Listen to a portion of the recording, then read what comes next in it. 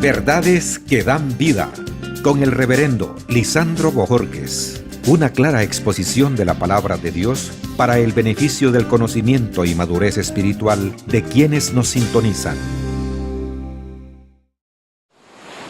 Cada día de nuestra vida tenemos una gran oportunidad de que Jesús pueda ministrar nuestra vida, especialmente darnos salvación, libertad de conciencia culpable, darnos una claridad acerca de quiénes somos nosotros, que nuestra identidad esté claramente dispuesta para que nosotros la pongamos al servicio de Dios. Bueno, tantas cosas lindas que Dios quiere hacer, pero muchas personas pierden esa oportunidad. Los fariseos tuvieron muchas oportunidades, hablaron con el Señor Jesucristo, escucharon las enseñanzas de Él, vieron los milagros, pero perdieron la oportunidad de poder recibir la bendición de Dios. Lo mismo encontramos el caso de un hombre llamado Bartimeo, que era ciego. Él sí aprovechó esa oportunidad cuando Jesús pasaba cerca de la ciudad de Jericó y él clamó: Jesús, hijo de David, ten misericordia de mí. Y Jesús lo manda a llamar y Jesús le sanó y le siguió gozoso por el camino. La pregunta es, cada vez que nosotros escuchamos la palabra de Dios, la leemos, que cada vez que el Espíritu Santo nos redarguye, nos hace meditar, nos hace reflexionar, la verdad que es un momento para tomar esa oportunidad de decirle: Señor, quiero que hagas un milagro en mí. En esta hora entonces quiero que pensemos bajo esta oración, cuando se pierde la oportunidad. ¿Cuándo es que se pierde la oportunidad? En primer lugar, vemos el error de llevarle siempre la contraria a Dios.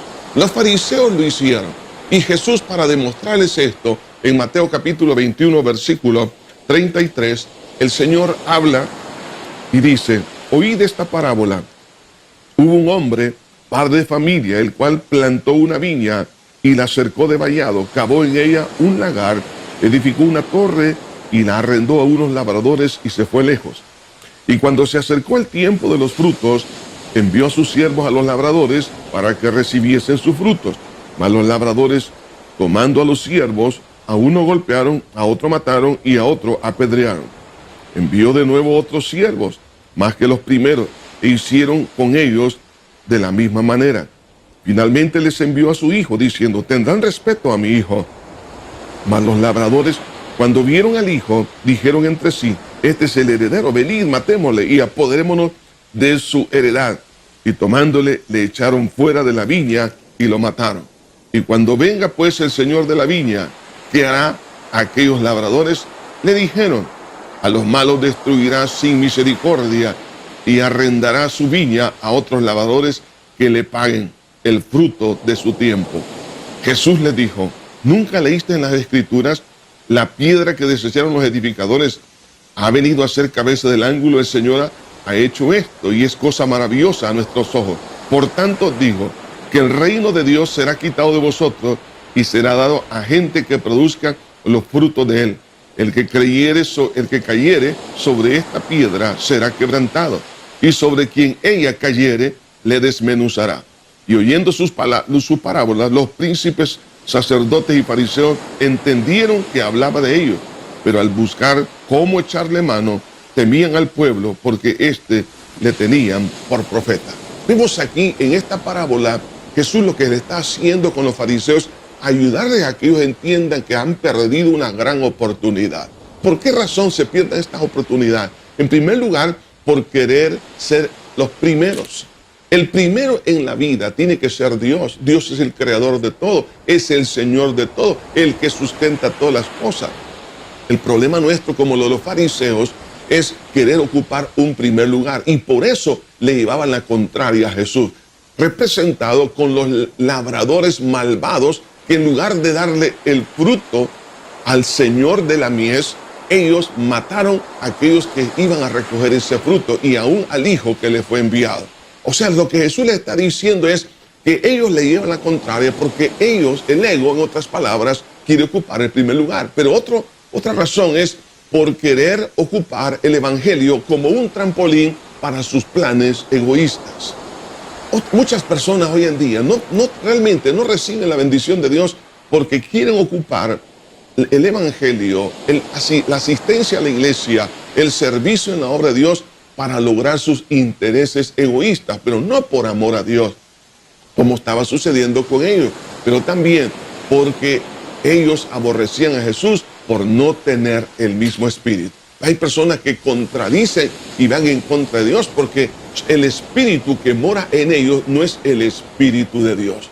Los fariseos se vieron confrontados y la consecuencia del cual Jesús les habla aquí es la perdición. Y les dice que lo que hará el padre de familia es que va a destruirlos a todos. Cuando una persona rechaza a Cristo, prácticamente se está autocondenando. La Biblia dice, para todo aquel que cree no se pierda, mas tenga vida eterna. Pero en el versículo 18 del capítulo 3 de Juan dice, y el que en él cree, dice, no es condenado, pero el que no cree ya ha sido condenado. Es decir, una persona que rechaza a Cristo prácticamente se está autocondenando. Y es por eso que habla Jesús en esta parábola que ellos se están prácticamente autodescalificando de la oportunidad de la salvación. Y no solo eso, sino que también les habla de la sustitución de oportunidad y de privilegios. ¿Por qué? Porque estos labradores que no dieron el fruto al dueño de la mies, ahora son contratados otros labradores para que le den el fruto. Pregunto, ¿por qué te has sentido aún dentro de la iglesia que no se te toma en cuenta? ¿No será que tú has ido en contra de Dios y lo que Dios tenía para ti, Dios se lo dio a otra persona? No siempre es así, pero sería bueno que analizásemos si en nuestro corazón existe un antagonismo espiritual por las razones que hemos mencionado. Ahora, cuando nosotros no estamos de acuerdo a la voluntad de Dios, entonces, ¿qué es lo que sucede? La oportunidad viene para otra persona y esto nos trae, por supuesto, en el caso de la salvación. El Señor les está presentando a ellos la salvación, pero el Señor está diciendo, si ustedes rechazan, otros lo van a aceptar.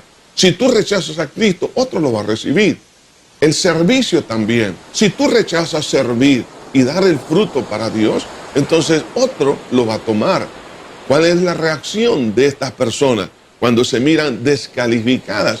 Prácticamente quieren destruir el evangelio y el nombre del Señor Jesús. No quieren que se mencione para nada. Eso es lo que pasa con las personas que llevan la contraria. Por eso dice la porción que hemos leído, que los fariseos buscaban cómo destruir a Jesús, porque les estaba sacando una radiografía de su condición espiritual que era antagónica y era inmoral delante de los ojos de Dios.